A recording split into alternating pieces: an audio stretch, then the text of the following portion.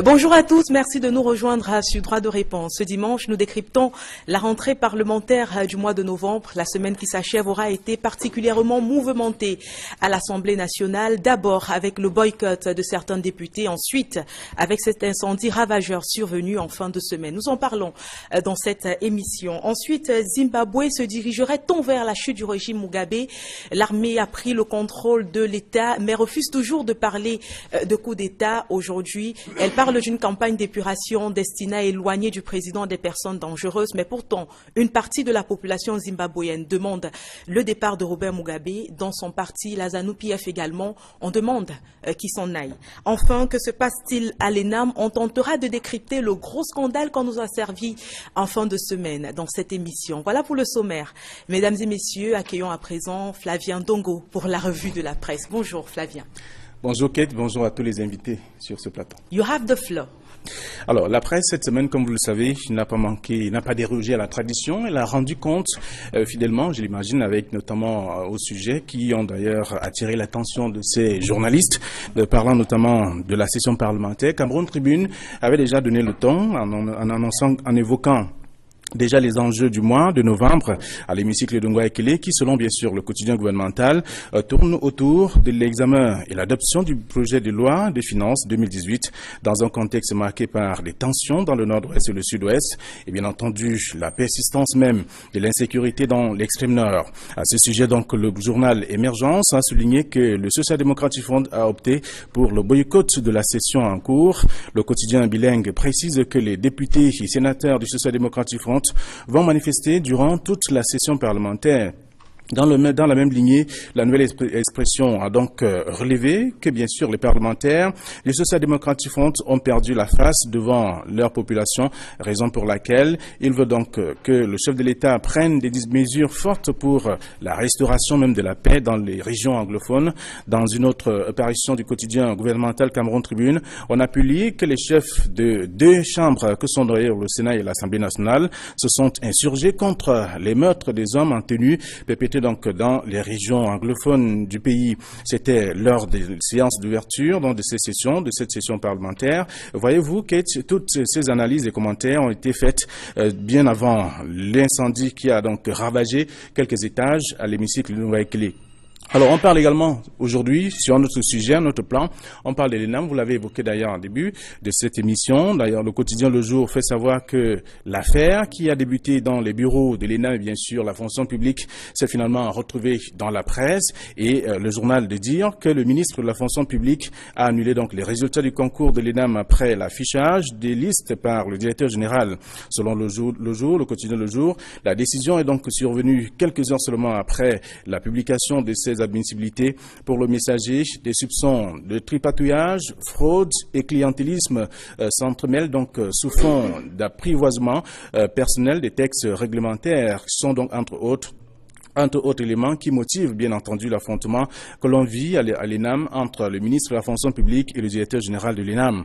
Pour mutation, c'est la guerre à l'ENAM en ce moment et bien sûr à l'espace de quelques jours, les fils de la même maison se sont donc livrés à une bataille de honte à cause bien entendu du non-respect des textes. Le quotidien de l'économie conclut donc en disant que le ministre de la fonction publique a finalement désavoué le directeur général de l'ENAM. C'est ce qu'on a pu lire également dans la presse pour ce qui est de ce sujet. Et pour terminer, Kate Diarra, vous avez également évoqué la question du Zimbabwe avec notamment la presse, uniquement la nouvelle expression qui s'est davantage intéressée à ce sujet et qui revient et parle notamment et qui s'est demandé pourquoi Robert Mugabe a limogé son vice-président. La question, le quotidien souligne que le président zimbabwéen s'est donc expliqué devant ses concitoyens et il a laissé dire que le limogeage de son vice-président est dû au fait qu'il n'était plus loyal envers lui et qu'il fallait simplement le mettre de côté. Et peut-être aussi c'était une occasion, selon bien sûr le journal, de positionner son épouse. Et c'est là que tout est parti pour notamment mettre feu et à ça, en tout cas, ce qu'on a pu constater également tout au long de la semaine. Donc le pays s'est embrasé à cause notamment de cette affaire, parlant notamment de son épouse qui veut donc être président de ce parti politique. C'est à lire dans le journal également au cours de cette semaine, la nouvelle expression notamment Le même journal fait savoir que Mugabe s'est donc proposé de mettre son épouse, de positionner son épouse, et le journal est donc allé plus loin en disant qu'à 93 ans, il a finalement été donc assigné à résidence après notamment l'arrivée d'un convoi de militaires à Harare dans la nuit de mardi à mercredi, et tout cela a entraîné donc des mouvements. Aujourd'hui, le Zimbabwe est donc en difficulté. Le Zimbabwe est donc en difficulté et nous, sur ce plateau, nous sommes prêts pour décrypter ces différentes actualités. Merci à vous, Flavien. Bonne journée. Comme à l'accoutumée, on vous retrouve dès lundi sur le plateau des cadences matinales. Bien entendu. À présent, on va passer à la présentation de ce panel des personnes qui ont bien voulu répondre présent à nos différentes sollicitations. On commence par ma droite et là, on a le journaliste. Oui, c'est le journaliste que vous allez rencontrer ce matin. Il est directeur de publication au journal Le Messager. Il s'agit bien évidemment d'Alex Gustave Azebazé. Bonjour et bienvenue DP. Bonjour Kate, bonjour aux autres invités de ton émission et bonjour aux téléspectateurs de Droit de réponse de ce dimanche. Alors après vous, on va accueillir cette fois-là un homme politique. Il est également enseignant en plus d'être homme politique. On le voit notamment militer au sein du parti politique Le Mossi. Il s'agit du professeur Théophile Yimgarmoyo. Bonjour prof, bienvenue. Bonjour Kate, je suis heureux d'être là ce matin. C'est vrai que je suis toujours un invité sur ce plateau, mais ces derniers temps j'étais un peu absent. Je suis content de retrouver mes companélistes, particulièrement le DP, qui a pris du galon, un galon exceptionnel. Vous allez faire des jaloux, hein, non, ça fait rien, c'est un ami et puis c'est un frère en plus. Alors, après vous, professeur, on va accueillir un autre journaliste sur ce plateau. Vous allez le découvrir. Voilà, vous comprendrez pourquoi j'ai parlé de faire des jaloux tout à l'heure. Il s'agit bien évidemment de Max Dominique Aïssi. Bonjour, bienvenue. Bonjour Kate, merci de m'avoir convié. D'ailleurs, mes félicitations vont également aux confrères qui ont été promus. Autant dire que le mot du professeur, je le partage entièrement. Merci, je suis heureux d'être là. C'est un plaisir de vous retrouver moi aussi après quelques temps et bonjour à tous qui nous regardent. Le dernier membre du panel aujourd'hui est, on va le dire, représente le parti politique, le SDF sur ce plateau, mais on le connaît aussi sous la casquette d'avocat. Il s'agit de Maître Lavoisier Tapi. Bienvenue Maître. Et merci d'être avec nous. Merci et bonjour aux copanélistes. Le plaisir pour moi est renouvelé d'être ici, de défendre les positions du SDF. Pas seulement du SDF, mais d'éclairer l'opinion camerounaise, si je le peux, sur des questions d'actualité qui se posent. Et c'est exactement ce que vous allez faire tout au long de cette émission. On rentre de ce pas dans le premier sujet, à savoir la rentrée parlementaire sous haute tension. Alors, on se souvient déjà que la séance du mois de novembre s'est ouverte comme prévu. C'était ce mercredi à l'hémicycle de Ngwaekele et premier constat marquant, on se rendra compte que les députés du SDF ont décidé de boycotter cette rentrée parlementaire. Là, il avait déjà annoncé en début de semaine. Et puis finalement, ils vont tenir par la raison du boycott est assez simple pour les membres de ce parti. Le parti de la balance demande que le problème anglophone soit inscrit au tableau des sujets abordés au cours de la session. Ça fait tout de même 4 rentrées parlementaires qui se font en même temps que le problème anglophone est présent au Cameroun. Ils sont aujourd'hui en train de dénoncer l'impuissance du Parlement. Alors leur boycott ne va tout de même pas empêcher les travaux de se poursuivre au Parlement, mais coup de théâtre jeudi.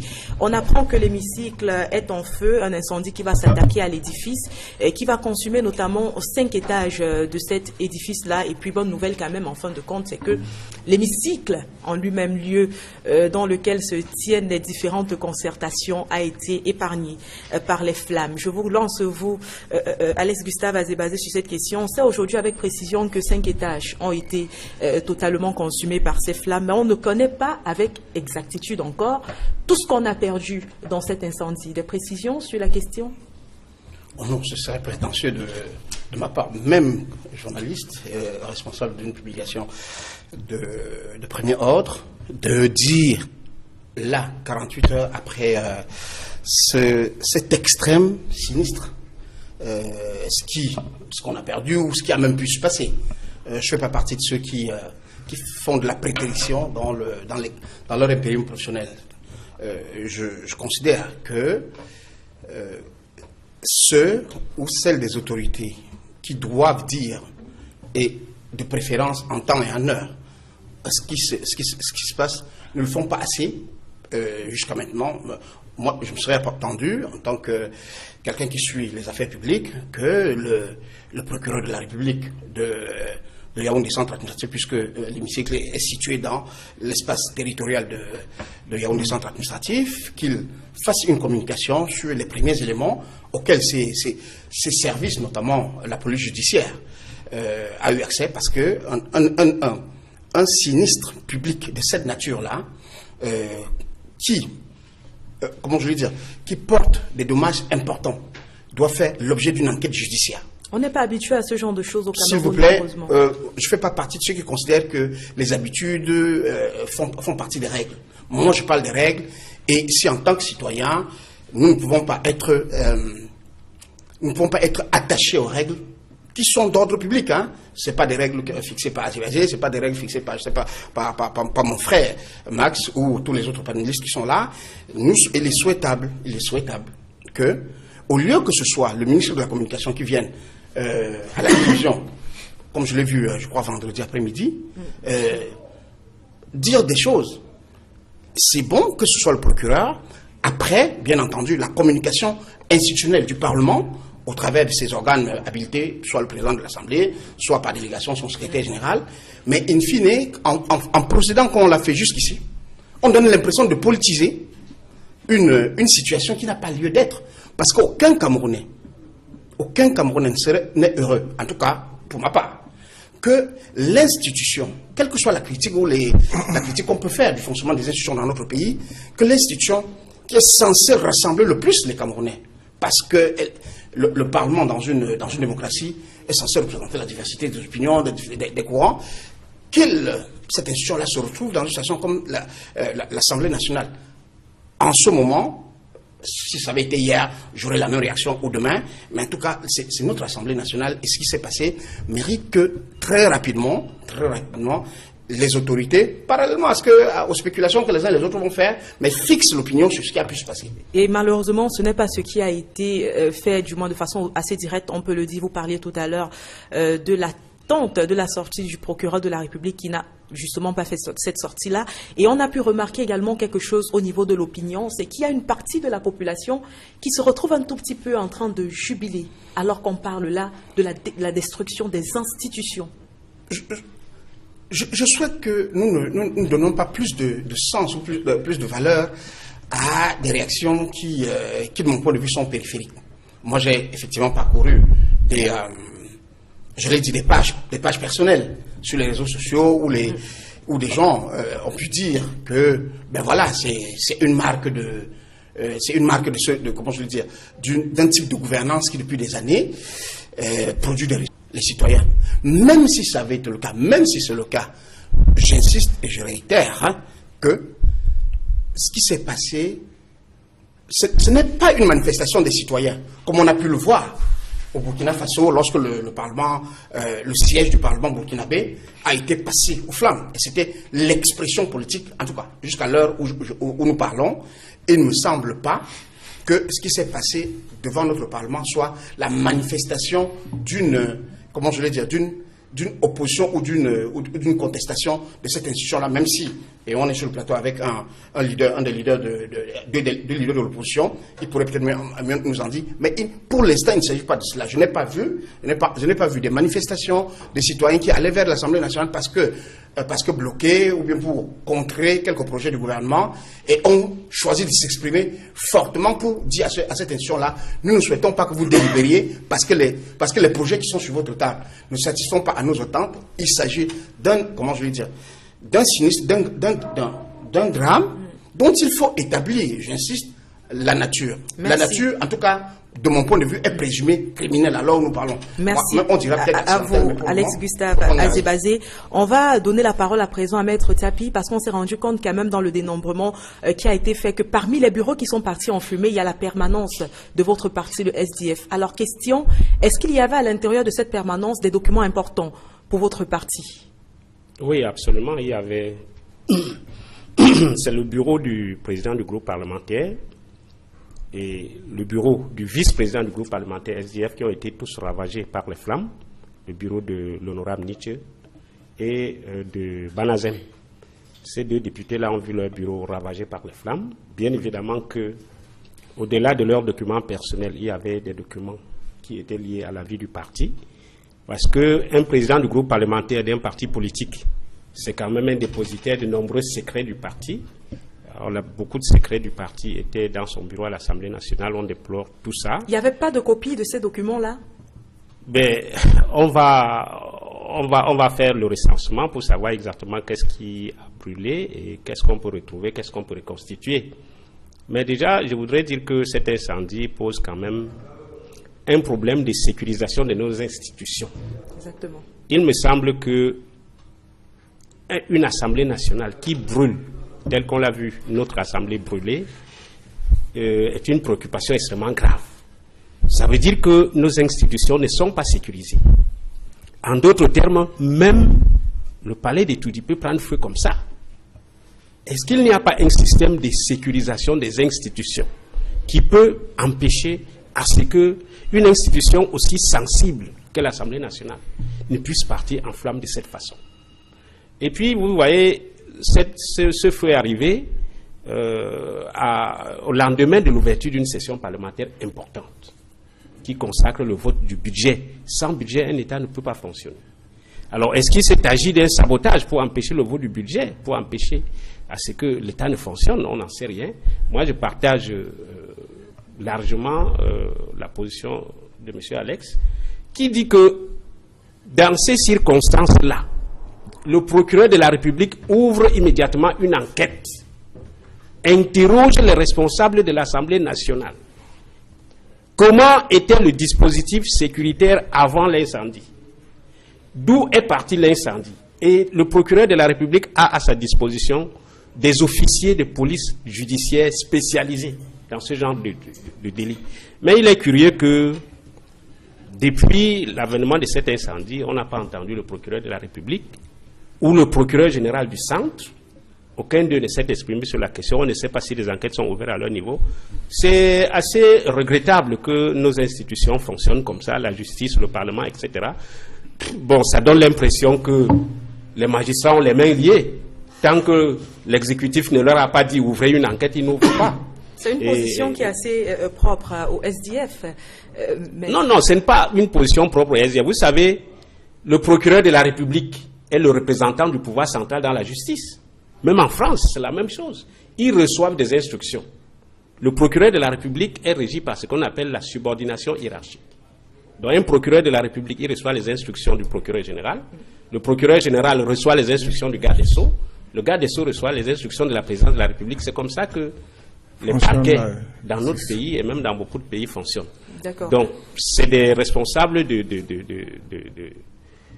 l'exécutif dans la justice. Et puis pour chuter, je voudrais revenir sur la préoccupation que vous avez évoquée tout à l'heure, à savoir l'absence des députés du SDF à l'ouverture de cette session parlementaire. On en reparlera si vous le permettez. On reste d'abord bien positionné sur le sujet incendiaire. On va parler de ce boycott-là, ne vous en faites pas. Et je vous relance juste après le maître Max Dominique ici. On a eu au cours de la sortie du ministre de la Communication l'information selon laquelle l'incendie serait d'origine accidentelle. Bon, on se souvient que ce n'est pas la première fois qu'il y a un incendie à l'Assemblée nationale. 2013, le 6e étage avait brûlé au siège même du Conseil social et économique. Mais comment il se fait qu'on n'ait pas pensé à prendre des précautions pour que cela n'arrive plus? On a été quand même assez surpris d'apprendre qu'il n'y a pas de détecteur de fumée à l'Assemblée nationale. Qu'est-ce qui explique ce type de laisser-aller? Ben écoutez, répondre à cette question, c'est comme résoudre tous les problèmes du Cameroun en une réponse. Ça me paraît assez compliqué. Mais en même temps, vous savez, pour moi, ce qui pose problème en réalité, ce n'est ni l'incendie, ni même le lieu. Parce que dans l'absolu, il peut avoir incendie et à n'importe quel endroit. Ça, c'est un fait. Mais ce qui est problématique, c'est que quand ça arrive à un lieu aussi sensible que l'Assemblée nationale, que ça se passe comme si c'est la maison d'Haïti qui avait brûlé, on fait un peu comme si c'était rien du tout. Et là, effectivement, ça mène à se poser des questions. Nous sommes dans un système et si on dit qu'il fonctionne mal, en fait, on redit une chose qu'on dit tous les jours et en partie, c'est pour ça que je ne viens plus sur les débats de télévision parce que de façon systématique, vous allez redire la même chose. Le système fonctionne mal, c'est vraiment, c'est devenu une telle préoccupation que à la fin, ça devient presque banal de le dire. Donc, vous avez un immeuble qui est aussi vieux que le Cameroun, ou pratiquement, et en réalité, notre problème est le même, c'est que nous ne nous modernisons pas. Le monde passe sans nous et des événements comme ceux-ci viennent nous rappeler qu'en réalité le monde avance et que des choses qui pouvaient arriver il y a 30 ans n'arrivent plus aujourd'hui aux hommes qui pensent à progresser, à évoluer. Il n'y a pas d'immeuble aujourd'hui, quelle que soit sa vétusté, quelle que soit sa vieillesse, qui ne puisse être adapté aux conditions de sécurité normes actuelles. Visiblement, personne n'y pense. Les vieux immeubles que M. Ahidjo a construits sont restés dans l'état où il les a construits. Et d'ailleurs, à l'époque où lui-même les construisait, je ne suis pas sûr qu'il n'existait pas encore des éléments de qualité qui pouvaient résoudre ne serait-ce qu'à moitié certains problèmes. Et donc, la situation aujourd'hui, c'est compliqué. C'est pour ça qu'on se retrouve avec une assemblée qui brûle, l'incendie qui commence quand même autour de 21h, qui s'achève autour de 2h du matin, et on n'a pas l'impression qu'il se soit passé véritablement quelque chose, parce que c'est à ça que sert la communication. À quoi ont servi tous les pompiers qui sont déplacés entre 21h et 2h, si tout ce qui pouvait être brûlé a finalement... On a appris qu'il n'y avait pas d'eau, il n'y avait pas suffisamment d'eau. Ils ont dû faire, ils ont dû parcourir une longue distance pour aller se procurer de l'eau. Écoutez, c'est assez embêtant parce qu'il y a en face, au pire des cas, au cas où il n'y aurait même pas de bouches d'incendie, au sein de l'Assemblée nationale, il y a le quartier général en face, il y a la gendarmerie à côté, il y a l'ambassade de France qui est pas loin. On est vraiment dans l'ordre de l'extraordinairement extraordinaire. Et permettez que je dise ça, pour qu'on nous explique que c'est à cause de l'eau. Et c'est invraisemblable. Parce que vous vous retrouvez quand même là, en face d'une institution qui est en pleine session. Et donc, j'imagine que, dans ma logique à moi, l'Assemblée nationale en pleine session, à 21h, le bâtiment n'est pas censé être complètement vide. Non. C'est pas la période de vacances parlementaires où on peut dire les fonctionnaires sont arrivés, ils sont repartis à 15h, il n'y a personne. Donc, on est en pleine session parlementaire. On a ouvert la session la veille. On est censé avoir un bouillonnement de monde, de réflexion, de travaux. Du coup, quand on laisse effectivement que tout le monde se mette à ergoter sur cette actualité-là, avec les choses qu'on va dire et d'autres, et comme celle que je viens de dire là, qui forcément vous pose des questions. Alors c'est quoi? À partir de ce moment, dès que vous dites que l'incendie, et je trouve le ministre de la Communication trop avancé sur la question, que l'incendie est d'origine, et ça me rappelle la noyade de ne nous éloignons pas, ne sortons pas du sujet. Ces a priori institutionnels et politiques sur des éléments techniques posent un grave problème. Vous aurez la même question tout à l'heure quand nous parlerons de l'ENAM. On a quand même le sentiment qu'au Cameroun, il y a un truc complètement propre à nous, c'est que tout est réfléchi politique. D'accord. Personne ne pense, permettez que je termine, personne ne pense technique, personne ne pense communication, personne ne pense impact. Quand moi, Issa Djirouma Bakari, je vais aller parler de l'incendie de l'Assemblée nationale, qu'est-ce que le monde qui m'écoute va en penser? C'est pas forcément faux, ce qu'il a dit. C'est-à-dire qu'en fait, il n'y a que deux hypothèses. L'incendie est soit criminel, soit accidentel. Qu'il ait choisi une option qui peut même exister sur les informations qu'il a, c'est possible. Mais la crédibilité de l'individu, qui n'est pas seulement liée à sa qualité, mais qui est liée à l'opportunité de sa prise de parole, pose problème. Et l'agencement des incohérences qui va suivre va rejoindre l'individu qui a parlé et va amener à des conclusions qui sont énormes. On vous a bien compris. Sur ce plan-là, je me dis, on est sans doute parti encore pour un autre épisode des choses comme on sait les faire chez nous avec tout le ridicule. D'accord. On a très bien compris votre position ce matin. On vous lance également sur la question, professeur Yingem Moyo. Quel est l'impact que cet incendie peut avoir, premièrement, sur la session de novembre et puis de façon générale sur le fonctionnement du Parlement? Je crois que j'ai l'impression que vous avez un peu inversé les questions. C'est les questions techniques. Vous les avez posées à d'autres. Vous savez, je connais un peu l'Assemblée nationale pour avoir été l'architecte de la nouvelle Assemblée qui devrait se construire. On a commencé à ce projet en 1987. Et il est toujours en projet, on ne sait toujours pas quand est-ce qu'il va être construit. Pourtant, les études sont terminées. Ce qui me fait dire que le Cameroun est une curiosité, c'est parce que ce bâtiment a brûlé il y a une dizaine d'années, je pense, le même bâtiment. Et lorsque j'ai analysé les vidéos, j'ai vu que la partie la plus en flamme était toujours du même côté que celle de la dernière, que le récent incendie. Alors, je me suis dit, mais il doit y avoir un problème de sécurité incendie. Vous savez, lorsque le ministre de la Communication dit que c'est un incendie accidentel, il n'a pas tort. Mais vous savez, un incendie accidentel a des origines. Si les origines proviennent d'une faute professionnelle ou d'une faute administrative, ça peut devenir un incendie d'origine criminelle. Parce que ce bâtiment est une curiosité. Il n'est pas construit comme tous les autres bâtiments de la ville. Il y a d'abord des produits, du matériel inflammable. Vous avez vu les bardages, l'acier, tout ça sur les façades. Vous avez vu à quelle vitesse ça brûlait. Les cloisons sont en bois et ça brûle très vite. Et la question que je me suis posée, c'est est-ce que les causes de cet incendie ne sont pas les mêmes qui ont été à l'origine de l'incendie il y a 10 ans?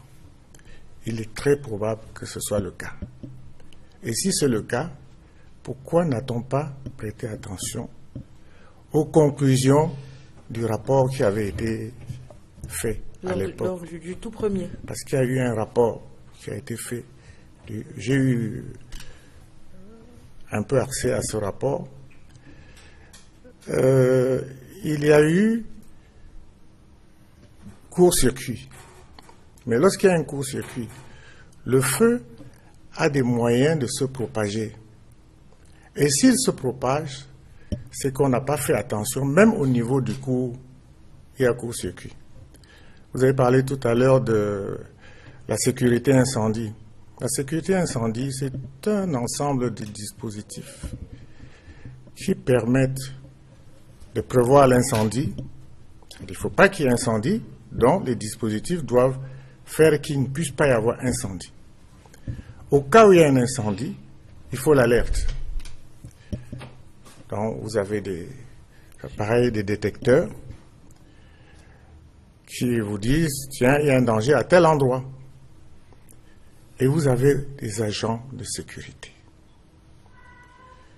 Est-ce qu'il y avait un agent de sécurité? Auquel cas il aurait été alerté s'il y avait des moyens d'alerte? Et c'est lui qui aurait dû téléphoner aux pompiers. C'est lui qui guide les pompiers quand ils arrivent à cet endroit. C'est lui qui, à longueur de semaine et à longueur de mois, veille à ce qu'il y ait de l'eau au cas où les pompiers arrivent en cas d'incendie. Donc vous voyez qu'il y a toute une série de dispositifs qui font que l'incendie ne doit pas atteindre cette ampleur. Et si l'incendie atteint cette ampleur, c'est qu'il y a problème. Doit-on qualifier cela de problème de crime? C'est le procureur qui peut le Qui dire. peut donner la confirmation Oui, aujourd'hui. mais toujours est-il que la question que je peux me poser, c'est est-ce qu'on a exploité le rapport qui était suite à l'incendie qu'il y a eu dernièrement? Et si on a exploité ce rapport, je pense que le feu n'aurait pas atteint les proportions que nous avons eues l'autre D'accord. jour. Je vous propose de sortir carrément de ce sujet sur l'incendie, mais on reste tout de même dans l'Assemblée nationale. Et là, on va vous permettre, le temps de souffler, de relancer également Maître Lavoisier Tiapi, puisque c'est un sujet qui lui tient à cœur. Qu'est-ce qui a motivé Maître Tiapi, le boycott des députés du SDF, des parlementaires de façon générale, SDF à cette rentrée parlementaire? Les parlementaires l'ont expliqué eux-mêmes. C'est la crise anglophone qui est toujours d'actualité, qui est à l'origine de ce boycott. Il me semble que ce n'est pas normal que l'État reste indifférent face à des élèves anglophones qui entament une deuxième année sans fréquenter. Pour des dirigeants qui laissent faire, qui laissent les élèves ne pas fréquenter 2 années durant, je pense qu'il y a quelque chose qui ne va pas. Et le deuxième élément, c'est que la radicalisation des anglophones face à la non-résolution de leurs problèmes a pris une autre proportion. Ces anglophones sont allés encercler les députés du SDF pour les empêcher d'aller à Yaoundé, d'aller à l'Assemblée nationale. Donc nos députés, pour la plupart, originaires du Nord-Ouest, étaient séquestrés à leur domicile. Et cette situation était connue du président de l'Assemblée nationale et du président du Sénat. Ils étaient régulièrement informés de la situation, à la fois par le président du groupe du SDF et le président du groupe au Sénat, et par les députés et les sénateurs eux-mêmes, qui ont eu à appeler leur président pour les informer de la situation. Et demander, non seulement les informer de la situation, et demander à ce que l'État intervienne. Parce qu'un député, c'est un député de la nation. Et quand on dit député de la nation, il doit profiter de la protection de la nation. Pourquoi est-ce que l'administration ne fait rien pour permettre à ces députés d'assister régulièrement aux sessions parlementaires? Mais aujourd'hui, on s'est rendu compte que malgré le boycott, la session a pu se dérouler normalement jusqu'à ce que l'incendie vienne tout mettre de côté. Est-ce que vous avez réellement l'impression aujourd'hui que vous avez eu, que votre action a porté ou alors portera des fruits? Oui, vous savez, ça a été assez bizarre que le président de l'Assemblée nationale, qui était au courant de cette situation, n'en parle même pas dans son discours d'ouverture. Ça voudrait dire qu'un député du SDF soit présent à une session parlementaire ou pas, ça ne lui dit rien. Ce n'est pas une attitude, ce n'est pas l'attitude d'un chef. Deuxièmement, les députés envoient un message aux autorités dirigeantes pour leur dire voilà un autre pas de plus que franchir la radicalisation.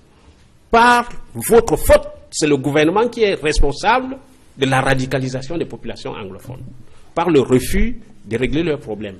Le chef de l'État a fait état du dialogue qui était nécessaire pour régler ce problème. On était en début octobre, après les événements du 1er octobre. Mais rentré de Genève, il n'a plus jamais rien dit sur le dialogue dont lui-même a fait état. Donc qu'est-ce qu'on doit croire?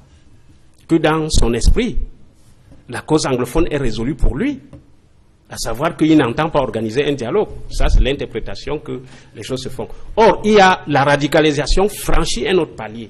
Les élus du peuple sont maintenant séquestrés. Et d'ailleurs, à l'heure où nous parlons, ces députés ne sont pas libres de leur mouvement. Leurs familles sont menacées de mort, leur domicile menacé d'être incendié au cas où on les retrouve à Yaoundé. Et c'est des préoccupations assez importantes pour un élu du peuple. Et si l'État, qui est supposé protéger tous les citoyens, ne fait rien dans ce genre de situation, comment est-ce que vous voulez que les députés ne lancent pas un message? Alors, on se rend compte que le professeur Yimga Moyo veut vraiment réagir sur le sujet, mais avant de venir à vous, professeur, on va donner la possibilité à Alex Gustave Azebaz également de s'exprimer sur la question. On est là quand même à la 4e rentrée parlementaire qui intervient depuis le début de la crise anglophone. Est-ce qu'aujourd'hui, on peut réellement avoir l'impression que le Parlement est impuissant face à ce problème? Excuse-moi, Kate, mais les hommes politiques, peut-être qu'ils en parleront mieux que moi, mais ce que je dois dire, c'est comme Maître Tiapi décrit, traduit un seul fait. le traitement extrêmement partisan de toute crise dans ce pays.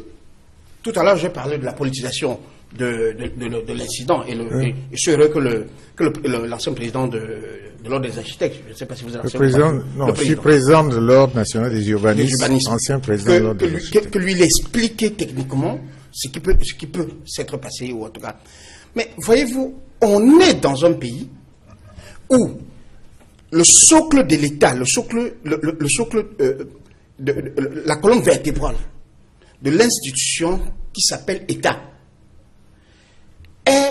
travaille pour un camp politique, c'est-à-dire le parti au pouvoir.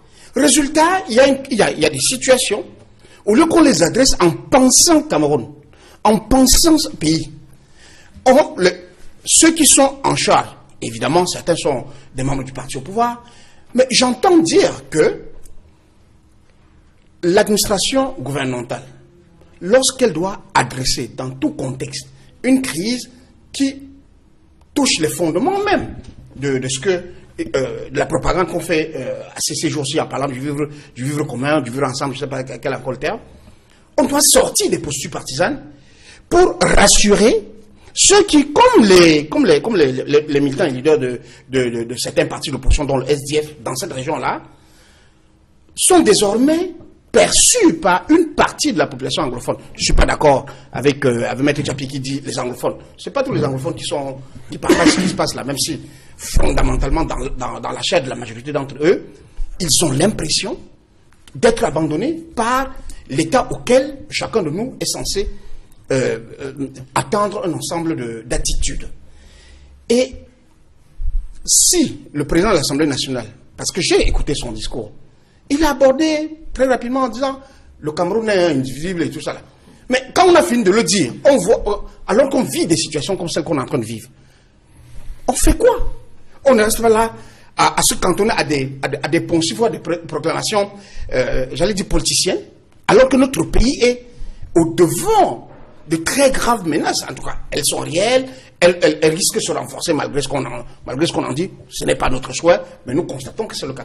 Donc, l'appel, si j'avais un appel à lancer, c'est peut-être pas mon rôle en tant que journaliste, mais en tout cas en tant qu'éditorialiste, moi je suis obligé souvent de faire des appels. Oui, ce sera lequel? C'est que ceux qui prennent le pays en otage en faisant croire que, parce qu'ils sont au pouvoir et tiennent les manettes du pouvoir, il n'y a aucune position, aucune vue qui peut être exprimée en dehors de la leur, prennent le risque de mettre le Cameroun en lambeaux comme des pays pour lesquels nous nous moquions de ce qu'il s'éclate dans l'histoire africaine, mais dans l'histoire d'autres pays.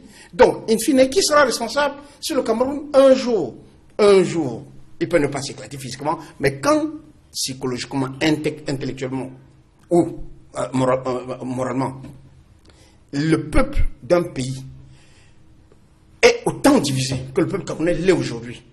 Mais le premier responsable ne peut pas être les citoyens, ne peut pas être les partis d'opposition, ne peut pas être l'organisation civile, c'est le gouvernement de la République. Pour l'instant, certains le contestent comme le SDF, comme le MOUSSI. Nous, en tant que citoyens, on estime qu'on attend du gouvernement, quand je parle du gouvernement, je parle de l'État, qu'il prenne des actes qui permettent à notre pays, à chacun, de se sentir concerné par les affaires de ce pays. Ok. Professeur Yimga Moyo, dites-nous, la session parlementaire, finalement, qui est en train de se tenir, du moins, je veux dire, on a pu se rendre compte des revendications que le SDF est en train de dénoncer aujourd'hui. On s'est rendu compte également de tout ce que Alex Gustave Azebazé nous a pu bien nous dire. Mais dites-nous, est-ce que vous n'avez pas l'impression à un moment que le SDF y va un peu fort? Je veux dire, de boycotter. Est-ce que c'était la bonne solution? N'y a-t-il pas d'autres solutions pour pousser les autres députés au sein de l'Assemblée et même les sénateurs à revoir le problème anglophone?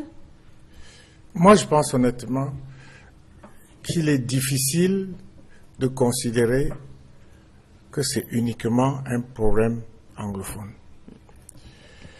C'est aussi, c'est d'abord un problème anglophone, mais c'est un problème national. Parce que ce que Maître dit là, il dit que des populations séquestrées, des élus, mais c'est extrêmement grave. Et ces élus se sont retrouvés sans protection. Ça ne veut pas dire que le SDF ne voulait pas aller à l'Assemblée. Parce que je pense que sur le plan politique, c'est le lieu même indiqué pour mieux revendiquer. Ça veut dire qu'ils n'ont pas pu aller à l'Assemblée. Ils ont été séquestrés. Qu'est-ce que l'État a fait de cet acte de séquestration?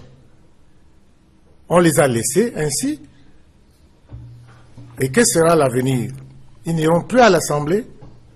Et quand est-ce qu'on va les laisser aller à l'Assemblée? Certainement quand il y aura un dialogue. Absolument. Parce qu'en filigrane, c'est comme ça que j'interprète l'attitude de ces populations. Ça veut dire, tant qu'on n'aura pas annoncé le dialogue, nous ne laisserons pas les députés SDF aller à l'Assemblée. Mais est-ce que le boycott est la meilleure solution? Non, je suis en train de dire qu'ils ne sont pas en train de boycotter l'Assemblée. Ils sont obligés, ils sont contraints de boycotter l'Assemblée. Et à ce moment-là, qu'est-ce que l'État fait pour protéger? Parce que ça peut aller loin. Vous avez vu, on disait qu'il n'y aura pas de violence, il y a déjà des violences. Et personne n'est... J'ai été outré d'apprendre que des gendarmes ont été assassinés. Vous vous rendez compte? C'est un acte qui est irréparable. Vous aurez beau faire ce que vous voulez, ils ont été assassinés. Même si vous retrouvez les assassins. Donc, ne poussons pas les gens à l'extrême. Si on est dans une position de force, il faut se rendre compte qu'on ne peut pas être éternellement dans une position de force. D'accord. Max Dominique Aïssi, est-ce qu'on ne peut pas reprocher aujourd'hui au SDF de fuir ses responsabilités? Parce que, d'accord, il a été peut-être contraint au boycott, mais on se rend quand même compte de ce que, pendant que le SDF n'est pas là, des décisions importantes continuent d'être prises en son absence. Ben écoutez, j'ai du mal à percevoir le SDF comme victime dans cette situation. J'ai beaucoup de mal. Parce que j'aurais tendance à dire que malheureusement, c'est l'ensemble de l'œuvre du SDF qui se déploie à son encontre en ce moment. Il est évident qu'on a un système qui fonctionne mal. C'est-à-dire que ça, de le redire, est la palissade. Il est évident qu'on a une gouvernance qui est à la lisière de la médiocrité. Vous le dites, ça se dit depuis 20 ans. Mais quand le SDF, qui n'a jamais condamné l'incendie d'une seule école, qui n'a jamais condamné les menaces à la vie des citoyens au quotidien dans ces zones, qui sont publiées sur les réseaux sociaux, les lettres qui sont déposées devant les maisons des gens, qui n'a jamais condamné une sorte d'animosité tribale même contre certaines populations qui ne sont pas originales de cette zone, qui n'a jamais condamné les bombes qui ont explosé ou ne serait-ce que fait mention comme une dégénération d'une situation, dont des députés ont été en avant-garde des événements du premier proclamant l'indépendance. Et si vous voulez, je vous cite l'honorable Mbandam qui faisait un discours devant son domicile et les manifestants ont promis... On nous a fait comprendre qu'il avait été forcé par la population à faire ça. Écoutez. Vous savez, si vous voulez résoudre un problème, vous faites une analyse. Vous ne faites pas d'a priori. Là, je vous pose des faits. C'est après que les faits sont analysés. Donc, non, mais des faits qui ne sont pas exacts. Vous n'êtes pas informé du tout. L'honorable Mbandam n'a pas informé du tout de la position du SDF. Il n'ira plus siéger à l'Assemblée. Vous n'avez pas vu cette vidéo? C'est pas ce qu'il a dit. Devant lui, il n'a pas dit que c'est un grand jour pour le peuple anglophone. Et quelqu'un a dit, dès aujourd'hui, nous allons implanter le drapeau de l'Ambazonie devant votre maison. Ça n'a pas été dit. Écoutez, je vous dis, le reproche que nous faisons au système... Vous faites une mauvaise analyse. Le reproche que nous faisons au système... qui se sont passés à Je vous ai écouté attentivement. Oui, allez-y. Le reproche que nous faisons au système, si nous ne sommes pas capables de faire la même analyse quand les actes viennent d'une autre partie de la vie publique camerounaise, nous allons nous enliser. Donc, quand le SDF n'est pas capable de condamner l'assassinat d'un gendarme, l'égorgement des militaires, quand le SDF demande qu'on démilitarise la zone, alors que le SDF sait que la situation s'est enlisée. C'est-à-dire qu'au-delà des responsabilités de l'enlisement, le fait de l'enlisement, lui, il est. Quand, avec tous ces précédents, le SDF dit être pris en otage, j'ai envie de penser à une blague. D'accord, Écoutez, permettez-nous également je vous en prie, de placer un mot. Oui. Je vous en prie. Chutez, s'il vous plaît. Parce que, de toute évidence, personne, qu'il soit du pouvoir ou de l'opposition, n'a fait ce que Azebazé disait tout à l'heure, c'est-à-dire que penser au Cameroun. Oui. Si le SDF avait pensé au Cameroun, la situation serait peut-être enlisée, mais il y a des choses qu'il serait capable de faire aujourd'hui avec la tête haute. Mais peut-être prise otage par une population qui est devenue prise en otage, par une population qui est devenue très violente et qui s'est progressivement radicalisée et incapable de se détacher justement de cet extrémisme. Il en va du SDF. Comme par exemple de l'église. On vous a compris. Permettez également aux autres de placer un mot, s'il vous plaît. Oui, allez-y. Écoutez, je voudrais dire que... Je peux lui poser une question? Oui, allez-y, s'il vous plaît, monsieur Aïssi, permettez. Sapi, il y a quelque chose que je n'ai pas bien compris tout à l'heure. Pourquoi les députés du SDF seuls ont été séquestrés? Les maisons de certains députés RDPC aussi ont été brûlées. Oui. Ça, c'est l'information qu'on a pu avoir dans la presse. Comment les manifestations arrivent à comprendre que ce soit seulement... Est-ce que ça veut dire que c'est seulement le SDF ou bien certains députés SDF, parce qu'il y a d'autres députés SDF dans la zone francophone qui n'ont pas été séquestrés? La crise ne concerne pas les francophones. Je parle du SDF. Je demande. Je vous dis que vous comprenez bien ma question. Un député à Bafoussam. Oui. La crise ne concerne pas la ville de Bafoussam. Mais nous avons des députés à Douala. La crise n'est pas à Douala. S'il te plaît. Attends, je termine ma question, tu réponds. Oui. C'est pour revenir à ce que disait le DP, Azebazé.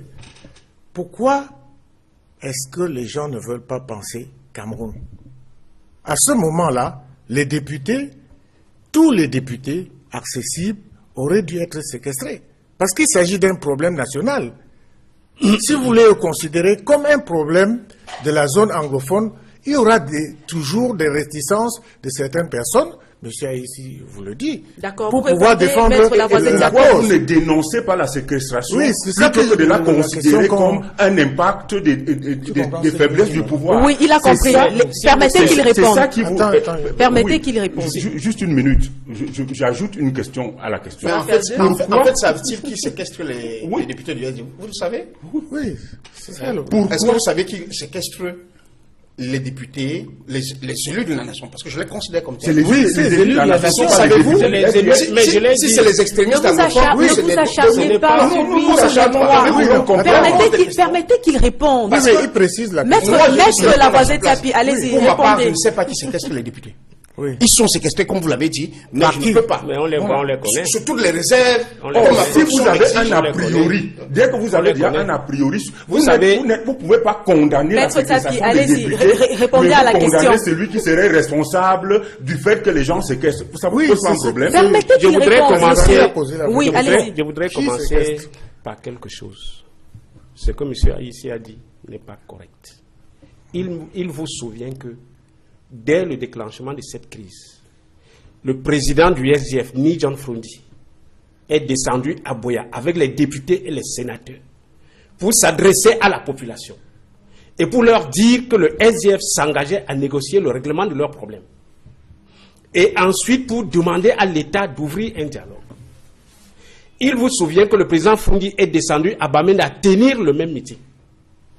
Il vous souvient que Frundi est allé à Etoudi rencontrer le président de la République, face à face, à qui il a dit, Monsieur Paul Biya, cette situation, il faut la régler au plus vite. Elle risque de virer au pire. Et qui c'est qui séquestre les députés aujourd'hui? S'il vous plaît. Parce que quand il dit que le SDF n'a rien fait, que le SDF n'a rien condamné... Je ne vous dis pas que le SDF n'a rien fait. On ne peut pas avoir une telle attitude. C'est-à-dire une attitude qui tend à mettre les dirigeants devant leurs responsabilités, à leur demander de régler un litige et puis ne pas condamner les déviations qui se passent. Est-ce que ce n'est justement pas votre problème? Non, non. Max, vous avez constamment suivi. Haïssi, c'est moi qui pose cette question sur ce plateau. Vous avez constamment suivi le vice-président, le premier vice-président du SDF, Joshua aussi, qui représente le SDF, à la fois dans la presse privée et dans les chaînes de télévision, condamné avec la dernière énergie les dérapages de la crise anglophone. Et ça, quand vrai, vous le dites, je peux le confirmer. même dans nos communiqués, au dernier NEC que nous avons tenu, le SDF a condamné les incendies des écoles. Le SDF a condamné ouvertement les assassinats des gendarmes. Mais le SDF ne s'est pas arrêté là. Le SDF a condamné les violences sous toutes les formes d'où qu'elles viennent. Oui. Ça, c'est l'expression consacrée. Exactement. S'il vous plaît. Oui, Parce oui, que il ne faut pas oublier que avant l'assassinat des gendarmes, ils ont raison, les assassins pour déterminer qui fait ça. Oui. Alors, il faut bien dire que avant qu'on assassine les gendarmes, l'assassinat, on le cherche avant qu'on le condamne, le temps imparti à cette thématique est déjà largement dépassé. Avant qu'on assassine les gendarmes, n'oubliez pas que plus de 200 anglophones ont été également assassinés.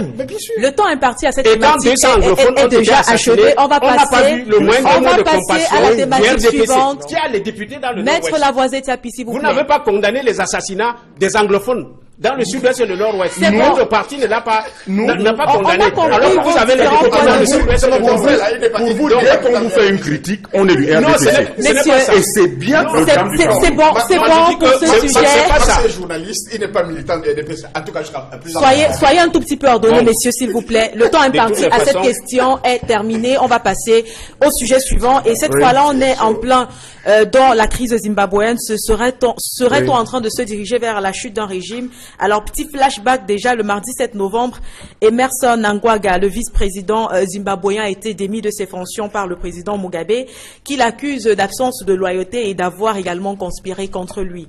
Toute chose qui va pousser Emerson à l'exil, et dans un communiqué qui a été rendu public, il va notamment avouer avoir été vilipendé, empoisonné, mais il va surtout promettre de revenir au Zimbabwe afin de retirer entre les mains afin de retirer le pays entre les mains de ce président qu'il considère comme étant entêté et qui refuse de partir. Lors de sa sortie du mercredi 8 novembre, Mugabe annonce qu'il est candidat aux élections de 2018 et le mardi 14 novembre, l'armée prend le contrôle du pays. Et alors que tout le monde se demande ce qui se passe dans ce pays-là, son porte-parole, Sibou Sisso Moyo, fait une sortie pour préciser qu'il ne s'agit pas d'un coup d'État, mais juste d'une campagne d'épuration qui consiste à enlever autour du président des criminels. La communauté internationale fait de multiples sorties pour appeler au dialogue et au respect de l'ordre constitutionnel. Et puis finalement, on a des émissaires sud-africains qui vont descendre sur Harare afin d'implémenter une sorte de dialogue entre les différentes parties. Mais le président Mugabe refuse de démissionner. La dernière actualité sur la question nous fait comprendre qu'une partie de la population zimbabwéenne était hier dans les rues pour demander le départ du président Mugabe. On se rend également compte de ce qu'au sein de son propre parti, le parti au pouvoir, la ZANU PF, on demande aujourd'hui au président de démissionner, sinon on le fera à sa place. Et je vous lance sur le sujet, Max Dominique Haïssi. Comment on appelle ce qui est en train de se passer au Zimbabwe si ce n'est un coup d'État? Ben écoutez, c'est mieux qu'un coup d'État, c'est ce qui arrive naturellement à tous qui s'entêtent de façon, mais alors vraiment obstinée à garder le pouvoir. Je suis très gêné parce que dans l'histoire de l'Afrique, M. Mugabe aurait dû être une icône. C'est-à-dire que c'est quelqu'un à qui, c'est qu'on aurait dû enseigner aux jeunes Africains dans l'avenir de l'Afrique. J'espère que, comme l'histoire ne retient pas que le mauvais, et on saura retenir de lui le meilleur, mais c'est un coup d'État. Mais le pire, c'est la façon dont il procède. Et vous voyez bien que les militaires, en fait, ils sont assez malins. Et ils vont progressivement vers ce qu'ils veulent. Ils ne veulent pas faire un coup d'État, mais ils veulent que le peuple se saisisse de la question et fasse partir Mugabe. Et on y va progressivement. J'espère qu'on y arrivera assez vite pour que qu'on n'arrive pas à l'enlisement total. Parce que malheureusement, l'homme Mugabe a tellement cristallisé un certain nombre de choses que si la situation venait à durer, aller au-delà d'un mois, ça risque s'enliser et ne pas servir le peuple zimbabwéen. Mais c'est un coup d'État en bonne et due forme. Et c'est, de mon point de vue, le modèle d'une armée qui est capable, à un moment, de prendre ses responsabilités quand des individus qui se rendent bien compte qu'ils sont épuisés. Moi, je l'ai vu à l'ONU il y a quelques semaines, mais c'est à la limite du ridicule. Et je suis gêné de dire ça de quelqu'un pour qui toute l'Afrique devrait avoir beaucoup de respect. C'est ridicule. Et quand on en arrive là, il faut... la dernière blague qu'il a faite, et ces blagues inventées sont devenues célèbres sur les réseaux sociaux, celle-là c'est la pire qu'il a faite à son pays, de vouloir mettre à la tête de l'État sa jeune épouse qui était déjà la nourrice de ses enfants, et la femme de chambre la première. C'est quand même incroyable d'en arriver là. Donc, moi, je félicite l'armée zimbabwéenne. Le mot est lancé. Je n'ai pas le sentiment d'avoir toutes les armées en Afrique pour faire ce type de choses. Mais quand il y en a une qui sait le faire avec méthode, et j'espère que le peuple zimbabwéen saisira vraiment la brèche pour le faire en ménageant ce qui est ménageable. Une partie de ce peuple-là était dans les rues hier de la capitale pour appeler au départ du président Mugabe. On a notamment vu des personnes se féliciter de ce qui est en train de se passer puisse arriver, des gens qui disent depuis que je suis né, je ne connais que le président Mugabe, il est peut-être temps que les choses changent. Je vous lance vous sur la deuxième question de cette thématique, Maître Lavoisier Tapi. Est-ce que le revirement de la réalité zimbabwéenne aujourd'hui doit ou peut parler au reste de l'Afrique? Oui, est-ce la naissance d'un nouveau mouvement? Vous savez, en politique, il n'y a pas de règles mathématiques. Non. Donc, 1 + 1 ne donnera jamais 2 en politique. Il y a toujours des événements imprévus comme ceux-là. Il a fallu ce déclic, à savoir que Mugabe dégage son vice-président pour positionner son épouse, pour chercher à positionner son épouse, que l'armée intervienne. Ce qui m'a particulièrement intéressé dans le comportement de l'armée zimbabwéenne, c'est d'abord l'absence d'effusion de sang. Et ensuite, ils ont beaucoup ménagé le président Mugabe. On ne l'a pas violenté, on ne l'a pas humilié sous quelque forme que ce soit. Je pense que ça tient un peu compte du rôle qu'il a joué dans la décolonisation de son pays. Donc, c'est une armée extrêmement républicaine. Ça veut dire qu'en politique, tout peut arriver. Vous pouvez avoir le chef d'état-major qui est votre petit frère, qui est peut-être de votre village, mais le jour où il est inspiré par le Seigneur pour libérer son pays, il le fait. Et je crois que c'est un message.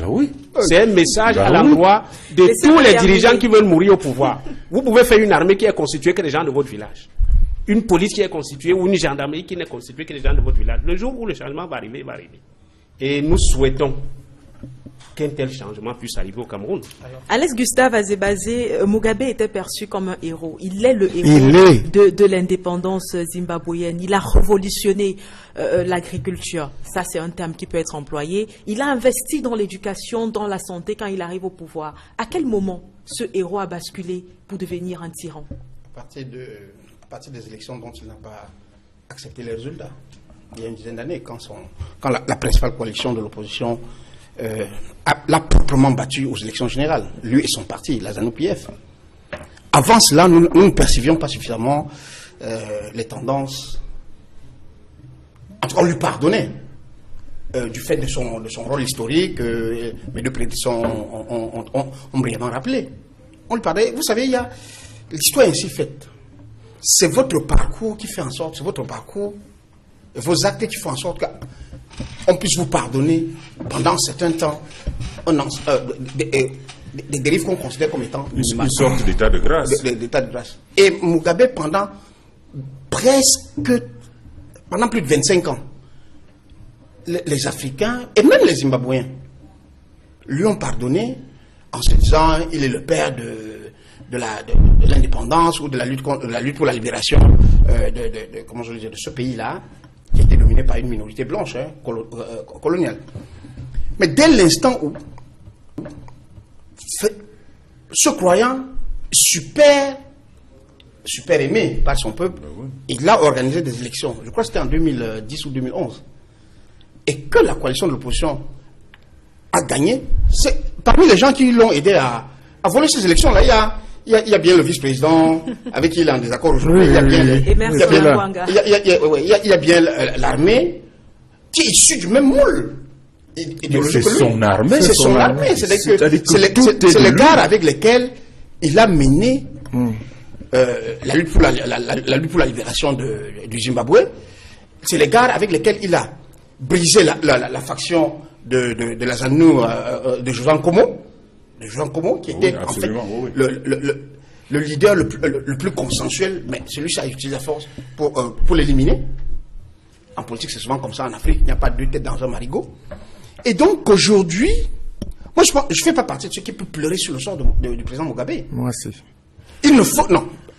Quand on préparait cette émission, j'ai dit, les panafricanistes, moi je suis un panafricaniste, mais pas un panafricaniste qui va venir considérer que ceux des nôtres, ou ceux des leaders africains, progressistes, en viennent à penser qu'ils sont indispensables. Non. Quels que soient les dérives qu'ils commettent. On a décrit tout à l'heure que le président Mugabe, devenant, je ne veux pas utiliser ce terme-là, on est à la télévision, mais certains disent qu'il est pratiquement devenu sénile. Oui. Il est devenu l'objet de sa jeune épouse, qui fait n'importe quoi. Qui fait n'importe quoi. Mais bon sang, qu'est-ce qui l'oblige à rester là pour transformer le pays, le pays qui représentait pour une certaine opinion africaine, c'est-à-dire notre génération. Nous regardions le Zimbabwe de Robert Mugabe comme l'idéal de ce qu'on peut faire dans des pays pour, comment je vais dire, limiter la domination étrangère. Oui. Même si je n'étais pas d'accord avec la manière dont il a fait la réforme agraire. Parce qu'on ne peut pas faire une réforme qui appauvrisse le peuple. Moi, je fais partie. Elle était mal pensée, cette réforme. C'est des critiques qu'on lui a fait. Je suis de tendance, j'allais dire, je suis progressiste. Si je dis social-démocrate, on m'a dit que je suis membre du SDF. Mais moi, je ne le suis pas. Je considère que la responsabilité de tout gouvernement, même quand vous voulez le bien d'un peuple, c'est de créer les conditions pour que ce peuple-là ne soit pas dans la déshérence sociale totale. Or, largement depuis bientôt qu'il a commencé la réforme agraire, dans les conditions qu'il a faites, en récupérant entre les mains des Blancs les terres que ces Blancs-là... pour les remettre à qui? À des gens qui n'avaient pas de compétences. Non seulement, et la plupart du temps, à des coteries à l'intérieur de son camp politique. Il n'a pas créé des conditions pour que tous ceux qui avaient besoin de terres pour continuer à produire dans l'intérêt de tous les Zimbabwéens et même d'exporter, il n'a pas fait. Donc il a fait le clientélisme en utilisant la réforme agraire. Et de ce point de vue-là, j'estime que, même si c'était nécessaire, et je continue à penser que c'était nécessaire, la manière de la mener a été très mal faite dans ce pays. Il y a beaucoup de gens qui demandent qu'une réforme foncière, peut-être agraire, ait lieu. Mais si elle est faite pour prendre les terres aux pays, je ne sais pas, j'allais dire aux paysans, aux expatriés, pour donner aux membres du parti au pouvoir ou aux élus de l'opposition qui sont des alliés du parti au pouvoir, moi je soutiendrai jamais une telle réforme. Alors, donc je conclus sur ce point en disant que l'armée, j'entends dire que l'armée zimbabwéenne est très républicaine. C'est possible la manière dont telle manœuvre. Mais en fait, c'est une armée idéologiquement très bien formée. Parce que historiquement, elle a fait partie d'un mouvement de libération. Elle est en train d'éviter que la révolution pour laquelle la plupart d'entre eux ont participé ne soit patrimonialisée par leur chef, qui est le président Mugabe. D'accord. Alex Gustave Azebadé, permettez également que Yimga Moyo donne son point de vue sur la question. Lorsqu'on va jeter un regard sur les pays africains aujourd'hui, on se rend compte que beaucoup de pays sont dans la réalité zimbabwéenne. Des chefs d'État qui se maintiennent au pouvoir, qui usent de stratégies inavouables pour garder le cap. Mais aujourd'hui, lorsqu'on regarde ce qui est en train de se passer au Zimbabwe, est-ce qu'il ne faut pas penser à un moment à quitter le pouvoir avant que le pouvoir ne soit arraché? Je suis gêné par l'analyse de mon frère Azebadé, parce qu'il y a beaucoup de choses qui sont justes dans son analyse. Mais dans chaque parcours politique, il faut faire un bilan global. Et je pense que celui de Mugabe est positif pour l'Afrique. Ça, c'est la première chose.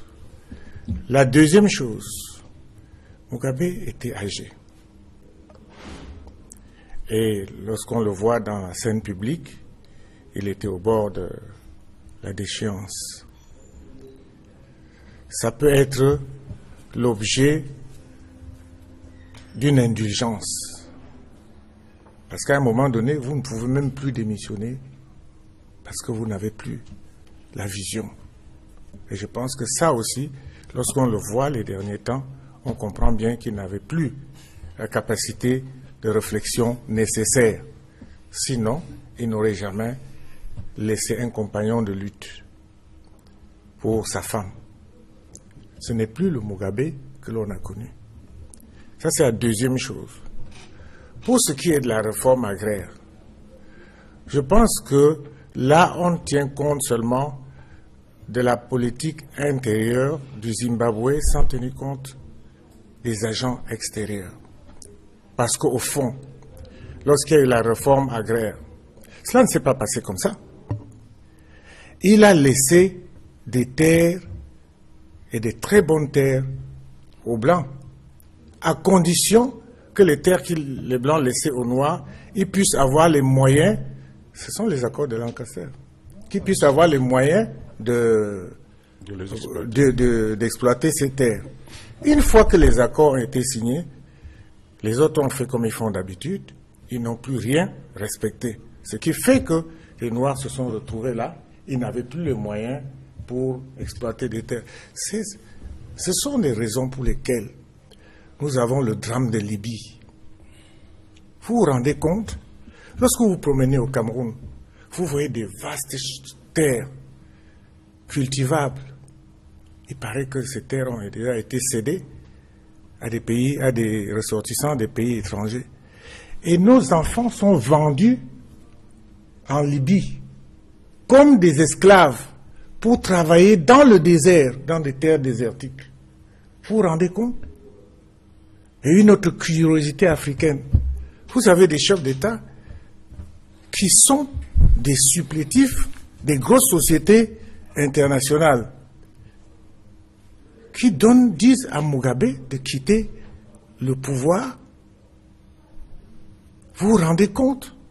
Et ils laissent les Libyens acheter leurs enfants pour être esclaves dans le désert. Vous savez ce que c'est cultiver les terres désertiques? C'est terrible. Alors que nos terres sont cédées à des Chinois, à des Indiens, à tout cela. Donc, Mugabe a fait beaucoup pour l'éveil de la conscience africaine. Et que les chefs de l'État, qui ne sont même pas capables de critiquer ce qui se passe en Libye, et qui sont des chefs d'État africains par procuration, qui n'essayent pas de donner des leçons à des patriotes. D'accord. Aujourd'hui, on est en train d'accuser une personne. Elle est un tout petit peu vue comme la chute, le déclin de Mugabe. Et vous-même, vous l'avez d'ailleurs dit, c'est son épouse, Grace Mugabe, appelée également Gucci Grace par les Libyens, disgraceful par les Zimbabwéens. Voilà, j'y arrive, pardon. Est-ce qu'on peut dire au jour d'aujourd'hui que c'est Grace qui est à l'origine de la chute de Mugabe, en précisant qu'avant d'être mariée au président zimbabwéen, elle était d'abord avec un autre monsieur, Stanley Gorerassa, et c'est étant la secrétaire du président Mugabe qu'elle commence à avoir une liaison avec lui, et puis finalement ils font 2 enfants. L'épouse de monsieur Mugabe décède, ils finissent par se marier, mais on ne comprend pas. Comment est-ce qu'on peut dire au jour d'aujourd'hui que c'est son épouse Grace qui est à l'origine de sa chute? Parce qu'elle aurait pu le conseiller. Écoutez, c'est la somme. Plus jeune. C'est la somme. Il y a un catalyseur final. Et je crois que c'est en fait, on considère l'événement final du mouvement. Mais en réalité, si le président Mugabe décide de partir il y a 10 ans, oui, c'est ça le problème. Il peut aller en toute quiétude. Avec toi. Et il peut aller en toute quiétude. Et il choisit, il y a 10 ans, il choisit qui reste à sa place. Oui. C'est-à-dire qu'il est vraiment qui est. S'il décide de partir il y a 5 ans, il reste le héros. D'ailleurs, il y a 5 ans, c'est encore plus, avec la Libye et tout le reste, il a pris une autre dimension. Je crois d'ailleurs qu'à un moment, il était président de l'Union africaine. Oui, bien sûr. Ça atteint d'autres hauteurs. Je crois que Grace est en réalité la goutte d'eau qui est venue faire déborder le vase. Et malheureusement, c'est la goutte d'eau qui tombe la première. Quand le vase déborde, en fait, c'est celle qui fait déborder, qui tombe la première, ou bien qui fait tomber la première goutte, parce qu'on ne sait jamais laquelle tombe en fait. Donc, au fond, on en est là. Où se trouve Grace en ce moment? On ne parle pas beaucoup de... Grace est sud-africaine. Et je crois que c'est un des éléments qui pose la négociation, oui. qui pose même problème aux Zimbabwéens. Ouais. Ils ont quand même le sentiment qu'après avoir subi l'époux pendant 40, je sais combien d'années, 37 années, devoir subir l'épouse, enfin, qui est encore... jeune, hein? Bon, le problème ne se pose plus. À qui on reproche d'être assez mégalo dans le style, et en plus, qui n'est pas proprement une Zimbabwéenne.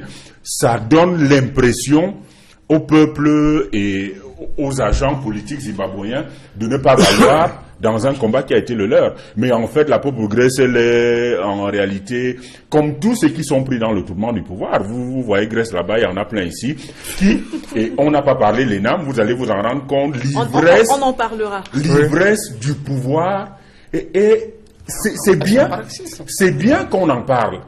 Parce que souvent le drame de l'Afrique, c'est de ne pas saisir les causes premières des faits. C'est-à-dire que quand il y a une situation comme celle-là, on se lance dans le populisme, on va dans tous les sens. C'est bien d'aller voir au fond ce que peut vous faire l'ivresse du pouvoir.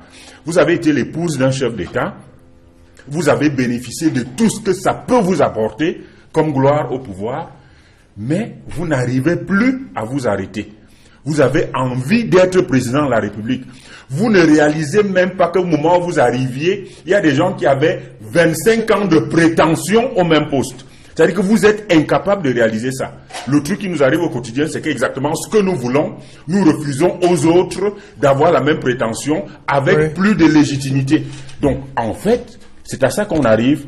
Et moi, personnellement, je la vois comme un accessoire dans cette affaire. C'est-à-dire que c'est Pourtant, il y a des féministes qui attestent quand même de ce que Grace est un bourreau, est une sorte d'animal politique. Grace qui a tout fait pour entrer au sein de la ZANU-PF, qui a tout fait pour mettre hors d'état de nuit toutes les personnes qui osaient lever la tête contre son mari. Aujourd'hui, pour la réviser au statut de... C'est l'autoritarisme.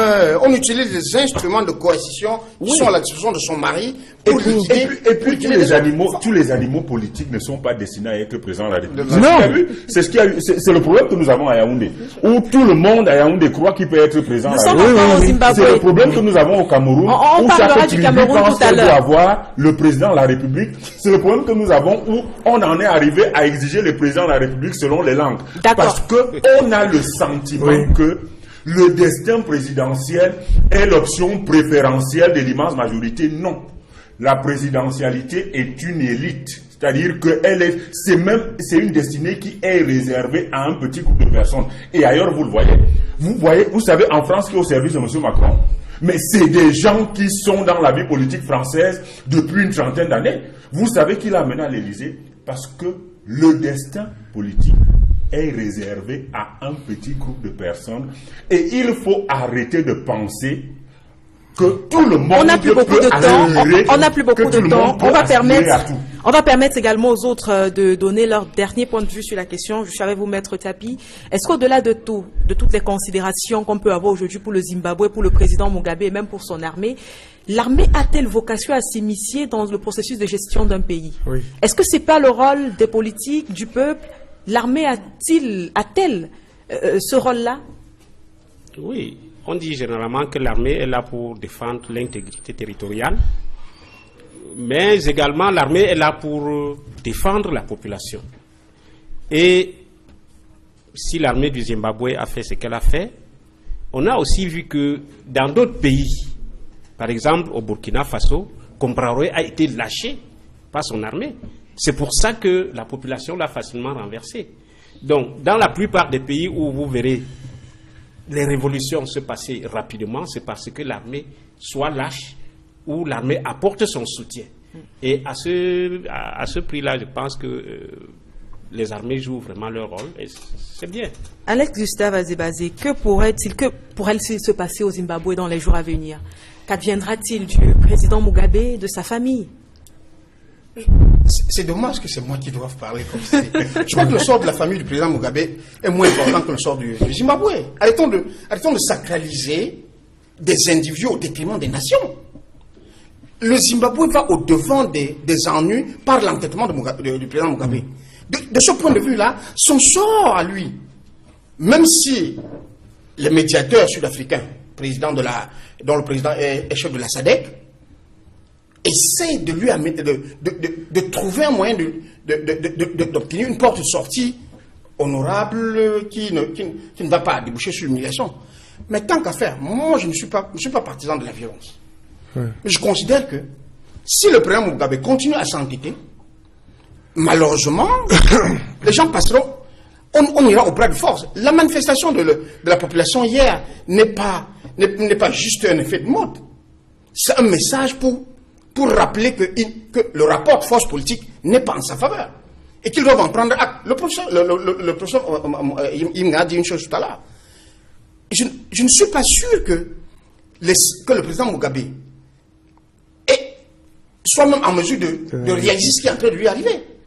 Et du coup, à un moment donné, on sera obligé de le déposer, de le porter, quelles que soient les condamnations internationales, pour sauver la paix civile en Ouganda. Parce que quelques petits extrémistes de son camp peuvent toujours tenter un coup de force, une résistance, même militaire ou un contre-coup. Et résultat, s'ils tentent cela, ça va se régler au sang. Personne de nous ne le souhaite. Personne de nous ne le souhaite, connaissant l'histoire du Zimbabwe. On souhaite que, rapidement, cette médiation, ces négociations qui sont mises en place, qu'elles se bouclent. Max Haïs l'a dit, si elles durent plus longtemps, le risque d'enlisement de ces négociations est trop important pour ce pays-là, et spécifiquement ce pays qui s'appelle le Zimbabwe, pour qu'un Africain sérieux accepte que le président Mugabe continue à prendre en otage, quand je dis le président Mugabe et quelques personnes qui essaient de survivre à travers lui. Parce que, autant j'ai dit tout à l'heure que on ne sait ne pas l'humilier jusqu'à un certain point. Contrairement à ce qu'on a fait à Compaoré, on a lâché Compaoré, on a dit à Compaoré, vraiment, toi tu étais même un accident d'histoire, tu n'aurais pas dû être là où tu es là. Mais Mugabe, il y a une légitimité, j'ai beau le critiquer, mais je lui reconnais. Ce monsieur a lutté pour libérer son pays. On ne peut pas faire comme si on ne le savait pas.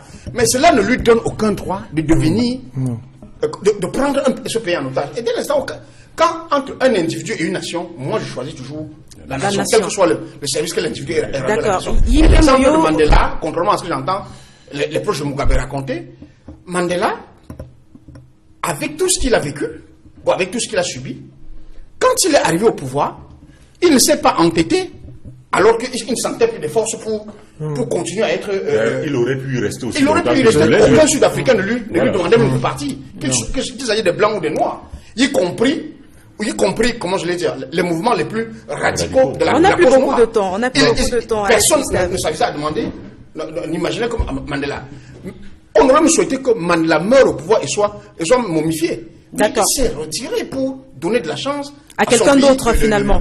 Yimga Moyo, votre dernière prise de parole sur la question. Aujourd'hui, on a une armée quand même qui a tout fait et chacun des panélistes l'a rappelé pour protéger le président Mugabe. Oui, je pense que l'armée, jusqu'à l'instant où on parle, protège le président Mugabe. Pour des gens pour des révolutionnaires, pour des patriotes, cela est clair. Même ceux qui vont voter aujourd'hui pour que Mugabe parte, c'est parce que ils savent que Mugabe, à lui tout seul, ne peut pas prendre cette responsabilité-là. Ce sont les gens de Mugabe qui sont en train de voter aujourd'hui pour qu'il parte. Et ça, c'est pour pouvoir préserver la continuité de ce pouvoir, parce que ce qui est sûr, c'est que le vice-président qui avait été limogé, qui est un des compagnons de lutte de Mugabe, sera président de la République du Zimbabwe, pour éviter que le fameux Sangarai, ou je ne sais plus comment il s'appelait, l'homme des Morgan Sangarai. Arrêtons de penser que parce qu'on est plutôt tel. On a dit que c'était les dernières prises de parole. Non, c'est connu de tout le monde. Il y a des chefs d'État par procuration en Afrique. Ça, tu ne peux pas me l'enlever. Je peux t'en citer. Oui, mais so what? C'est un Zimbabwéen, monsieur. Oui, on sort du sujet. On sort du sujet. Il est Zimbabwéen. Parce qu'on a plus beaucoup de temps et qu'il faut qu'on aborde la troisième thématique également à l'ordre du jour. Et cette thématique-là, c'est le scandale à l'ENAM. Alors, on peut dire en conclusion, ou bien alors en introduction, si vous voulez, que le pays aura été très mouvementé au cours de cette semaine, en plus des événements de l'Assemblée nationale. On a assisté en fin de semaine à un bras de fer finalement non voilé à l'École nationale d'administration et de magistrature entre le directeur de cette école-là, Linus Toussaint Munjana, et le ministre de la fonction publique et des réformes administratives, Ange Michel Angouin. Le premier a publié des résultats que le second s'est empressé d'annuler quelques heures plus tard, accusant finalement le DG de n'avoir pas respecté la procédure. Max Dominique Aïssi, que se passe-t-il à l'ENAM? Ben écoutez, c'est symptomatique du Cameroun. C'est-à-dire que, en fait, c'est du copier-coller. Ouais. Pour moi, toutes les analyses du Cameroun, c'est presque la même chose. Les textes sont clairs. Ils sont probablement mauvais, et je suis d'avis, mais les textes sont clairs. Celui qui a l'autorité technique sur l'ENAM et le concours de l'ENAM, c'est le ministère. Et les textes ne s'arrêtent pas là. Ils disent même qu'est-ce que le ministère fait dans le cadre précis du concours. Qu'est-ce qu'il est arrivé à M. Toussaint Munjana de s'imaginer qu'il peut aller outre des textes dans une situation d'une telle sensibilité? Vous gérez peut-être la maison d'Aïssi, vous pouvez y aller. Aïssi, c'est un con. Je vais faire un truc et puis on va passer. Mais il s'agit du concours de l'ENAM. L'année où M. Paul Biya présente sa fille et son fils. Donc, les questions de sensibilité et sur la problématique sont encore plus graves. Vous êtes dans une période Pour chuter, parce qu'on n'a pas beaucoup de temps. Vous êtes dans une question. période où tout le monde est regardant sur les concours, notamment impact de la question anglophone, impact des revendications des cousins de Zébazé, des cousins de Zébazé sur le nombre de Bamileke ou pas qui passent des examens. Donc vous avez ce type de situation à gérer. Et c'est là où vous choisissez de passer outre. Je trouve ça extraordinaire, mais en fait, tout ce que ça peut vous dire, c'est qu'on est effectivement en face d'un système qui, je vais utiliser l'expression, excusez-moi... Est vieillissant? Non, mais qui dégueule. C'est-à-dire que qui se vomit, qui s'auto-vomit. Les gens ne comprennent plus quel est leur rôle, quel est le sens de leur rôle, mais... J'espère qu'on pourra revenir là-dessus. La question reste claire. Maître Lavoisier Tsapi... Est-ce que les écoles... public doit chuter, s'il vous plaît. On n'a plus beaucoup de temps. Il me semble que c'est une des problématiques essentielles qu'il faut traiter dans cette question. D'accord. Maître Lavoisier Tsapi, ce n'est pas la première fois qu'on assiste à ce bras de fer toujours au sein de l'ENAM, toujours entre le directeur de l'ENAM et le ministre. La dernière fois, c'était en 2005. Et en ce moment-là, ENAM Benoît Natung... Bon. Merci beaucoup. Il était directeur général et le ministre était Inoni Ephraim. Mais était Benjamin Ama. Ah, d'accord. Mais qu'est-ce qui se passe au sein de l'institution camerounaise? Il a fallu à un moment l'arbitrage du Premier ministre Inoni Ephraim pour rappeler à chacune de ces deux personnalités le rôle qui est le sien. Mais aujourd'hui, Rebelote, ils remettent ça et on n'a pas l'impression finalement qu'ils respectent ceux vers qui ils doivent se tourner. Que se passe-t-il au sein du gouvernement camerounais? Le constat est tout simple. Le Cameroun n'est pas gouverné. Le Cameroun n'est pas gouverné parce que je ne comprends pas que le directeur de l'ENAM se rebelle contre le ministre de la fonction publique. Qu'il choisisse de violer les textes, les lois pour proclamer les résultats d'un concours qu'il n'a pas organisé. Donc, je pense que vous avez au gouvernement des ministres qui ne disent même pas bonjour au Premier ministre. Donc, ce système de violation de loi, il a même commencé en haut lieu. C'est le président de la République qui donne l'exemple et l'entêtement à ses ministres. Il vous souvient que pour passer de la République unie à la République du Cameroun, c'était par un décret. Est-ce que la Constitution du Cameroun prévoyait qu'on passe par décret pour changer la forme de l'État? C'est soit par une loi ou par un référendum. L'article 36 de la Constitution de 1972 est assez clair là-dessus. Quand le président Paul Biya et son parti perdent toutes les grandes villes en 1996, il attend un an, en 1997, il prend un décret, enfin il fait passer une loi à l'Assemblée nationale pour créer les délégués du gouvernement dans ces villes et les reprendre. Ben, cette loi prévoit que le chef de l'État nomme les délégués du gouvernement et leurs adjoints. Et il y a cette expression. Donc, ils ne nomment pas les délégués et les isolent. Depuis 1997, on est à 20 ans qu'on a nommé les délégués du gouvernement. Le président de la République n'a jamais nommé les adjoints. Donc, ils ne respectent pas la loi sur le fonctionnement des communes. Aujourd'hui, ces ministres le suivent. Aujourd'hui, vous êtes en train oui, de dire. aujourd'hui, ces ministres le suivent. Ils donnent l'exemple, les ministres suivent. Vous comprenez? Notre pays n'est plus gouverné. On est dans une république des réseaux.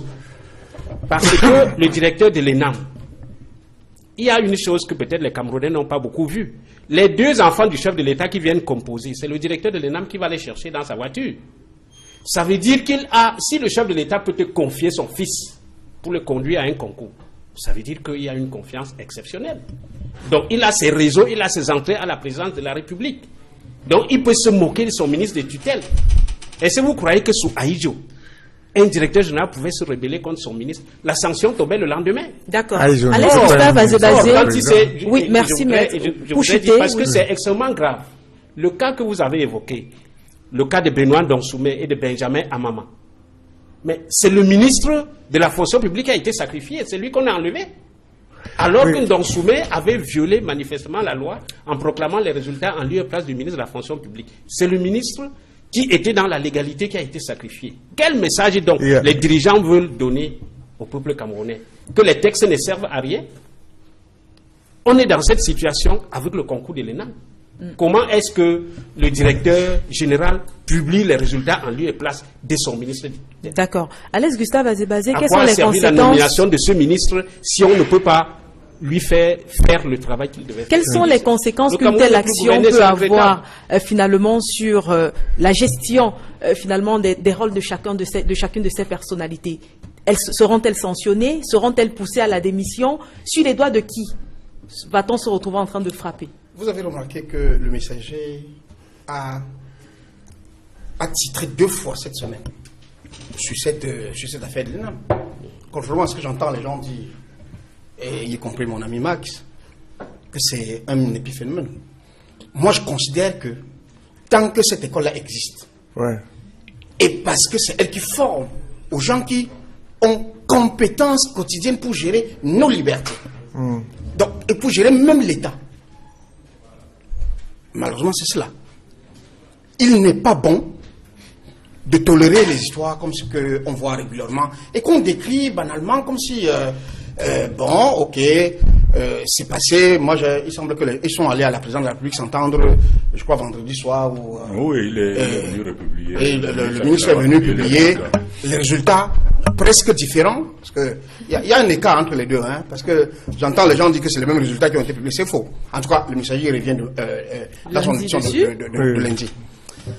Donc, quand vous voyez ça, en termes de perception de la gouvernance camerounaise, peut-être que ça ne dit plus rien aux plus hauts responsables de notre État, mais nous, ça nous préoccupe. Moi, quand je suis en face de partenaires ou d'autres Africains ou d'autres partenaires du Cameroun, ils vous disent, mais c'est quoi votre pays où chacun peut faire ce qu'il veut et c'est pas réglé? Est-ce qu'on doit considérer que le Cameroun est un peu comme le Zimbabwe où l'État étant hyper centralisé, les ordres viennent souvent pratiquement de la même personne, pas individu, de la même autorité, le président de la République. Et donc, tant qu'il n'a pas donné ou il n'a pas lâché quelqu'un, cette personne peut faire tout ce qu'il veut. D'accord. Parce que l'affaire de l'ENAM... On va finalement aussi permettre, si vous dit, le permettez, on est en fin d'émission déjà, on est en train de sortir. On va permettre à Inge Moyo de donner son point de vue sur la question vraiment pour sortir. Parce oui, moi je pense honnêtement que tout ce cafouillage-là vient du non-respect des principes au sein des institutions universitaires. C'est le chancelier, c'est un jury qui donne les résultats. Lorsque c'est le ministre, tout ça, là, on a tout un micmac qui va se créer et ce sera un système de réseau. Dans une institution universitaire, il y a un jury qui est mis en place, on corrige les devoirs, on corrige les copies et ensuite, il dépouille et il donne les résultats. C'est pour ça qu'il y a égalité des chances dans tous ces domaines. D'accord, merci à vous. Je voudrais, professeur, on a vraiment plus de temps. La permission pour lancer un message. En quelques secondes. Appel, oui, je voudrais lancer un appel pressant au président de la République. Le SDF demande au président de la République d'ouvrir rapidement le dialogue sur la question anglophone. C'est une question extrêmement sensible pour notre pays. Et il n'est pas normal que cette question reste 1 année, 2 années, sans qu'on ait pu ouvrir un dialogue franc et sincère qui rassemble tous ceux qui peuvent parler de cette question. Je peux vous pour le attester résoudre que le président, et permettre à ce que nos frères des régions du Sud-Ouest et du Nord-Ouest retrouvent une activité normale. Le président de la République a compris votre Moi, message. j'ai eu des enfants Lavoisier Tsapi, on va conclure cette émission en vous remerciant d'avoir été devant tout au long. On se retrouve la semaine prochaine, même chaîne, même heure, évidemment.